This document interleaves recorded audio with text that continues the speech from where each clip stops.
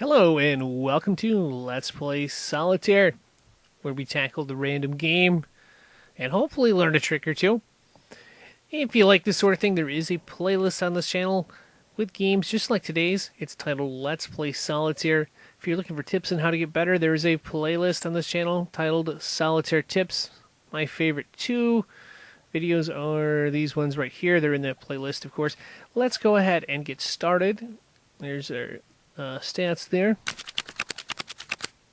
First thing I like to do is go for anything in the columns, and unfortunately, there's no move in the column. So this could be one of these tougher games. We're going to see what's in the draw pile. We got good news. We can play the first card. That's good, but we're not going to play it yet. We're going to save it as insurance because there's like 21 cards behind here, and we're going to need to be able to hit every option. I'm debating on this too. Though I think we're probably going to have to move that too. But we're going to see. Now, there is a 7 in the front. I typically don't like bringing a black 7 down when there's a black 7 in the front. However, there are two 8s, two red 8s, so we can do it in this case. Here's another card we can play. We're going to play everything out of the rest of the draw pile, back at the draw pile here. And that's something I like to do. What I'm trying to do is just maximize the number of moves we get. You're always hesitant on bringing low cards in the back of the draw pile, especially if there's a low card in front of it. I can't remember if there was a black 4 or not. I think, yeah, there was a black 4. So we're going to put that back. We're going to play this black 4 right here instead. And it's typically better to play. Not 100% of the time, but like 90-some% of the time, it's typically better to play the card earlier in the draw pile than it is to play it later. We're going to get to this, but not yet. We're going to first. Actually, we could. We're going to. No, I think we could do it. Well, no. Let's see where the landscape is. We're going to see what the landscape is, and then come back to that. So we're going to bring the 2 down. We'll play the ace of clubs. And I think we're going to play the 6. We're playing all those cards there. Oh, good. We got a 9. This black 9 is huge because there's a red 8 here and there's a red 8 here. It's going to give us a lot of options, a lot of flexibility. Let's see where this red 8 leads us. And that's not a dead end, so that's one option. Let's see where the other red 8 leads us.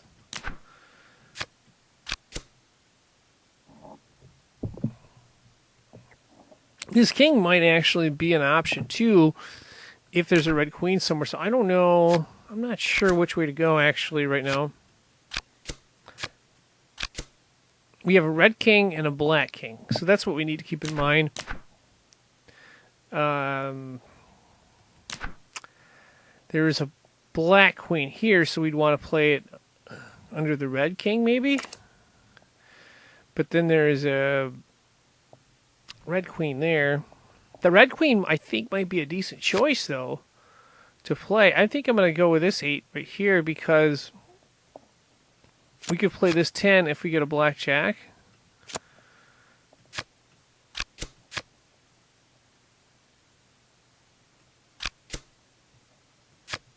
So yeah, let's go that way. Oh, we got a blackjack right here. That's great. Wonderful, wonderful.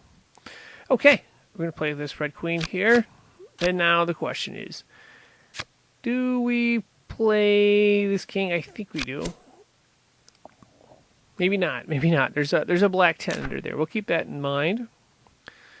But you know what? I think we're going to have an open spot. We got the hearts and the spades, right? We can put up here. And we can put the 7 here. Wow, we got a lot of options here. So I think we can actually play both of these. Well, let's see. 10. We can play this 8 under the 9.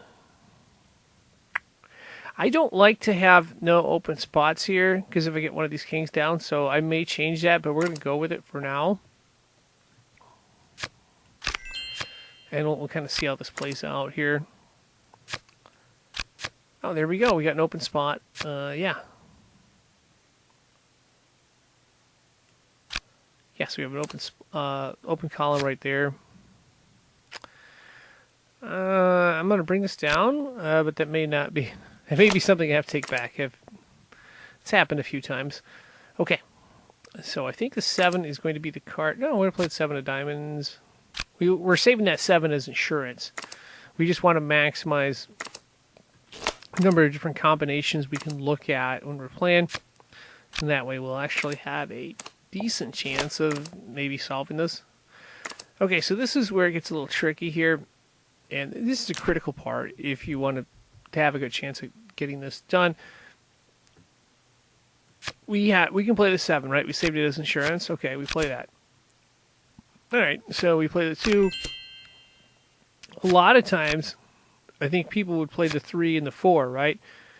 You don't want to do that unless you have a good reason to. And the reason we don't want to do that is we want to be able to play this queen. You know, if we play these cards, the next time we go through, it's going to look like this. We're not going to be able to get to the queen unless we find a king. Even then, I don't think we can get to the queen. And that means we can't get to this jack. And it means we cannot put this 10 underneath the jack.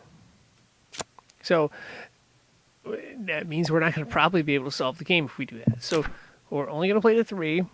We'll come back. This queen of spades will be available next time around. So here we have the queen of spades is available. Let's see if there's another move that's available. There is not another move. So we're at the start of the draw pile. Right there, right? There's the queen. Now we're not going to play the 3 of clubs yet. We will.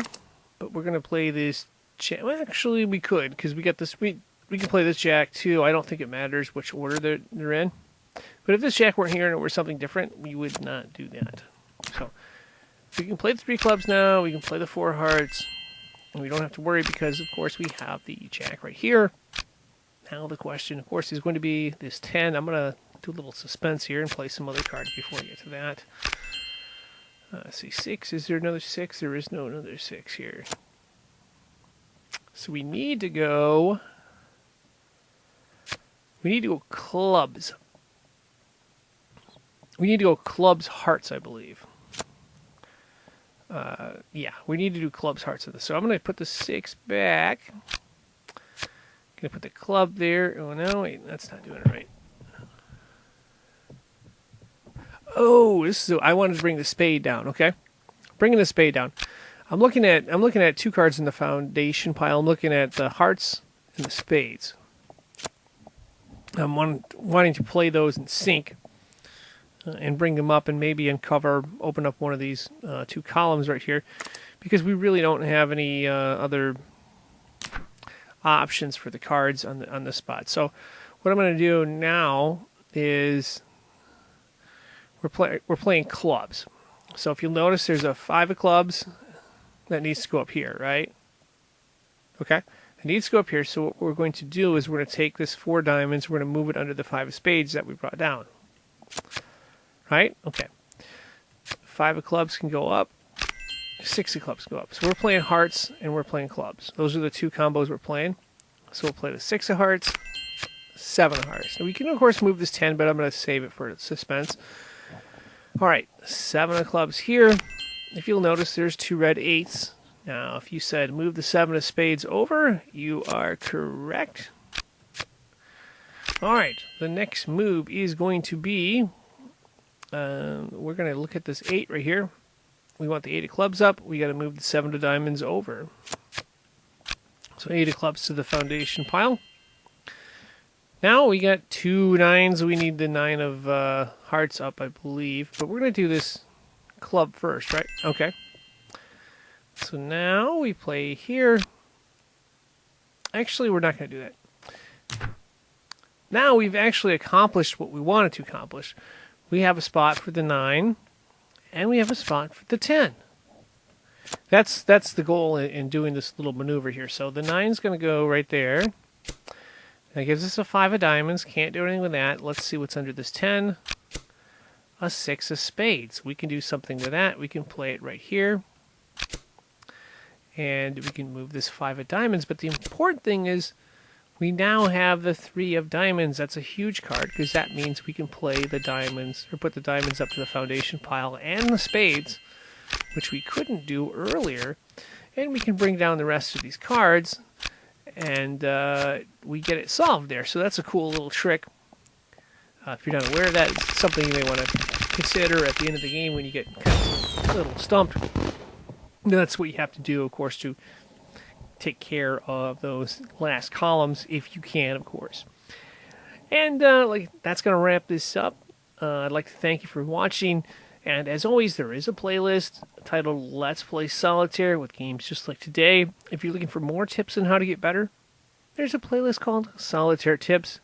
My favorite two videos in that list are How to Win at Solitaire and Solitaire Complete Tip Guide. I put a lot of stuff in there. I went through like 100, I think probably like 1,000 games or so on Solitaire Complete Tip Guide, and just tried to find the best examples I possibly could and put them in there. So it's something worth checking out if you've got time. Anyway, that's going to wrap this up. I'd like to thank you for watching and wish you good luck.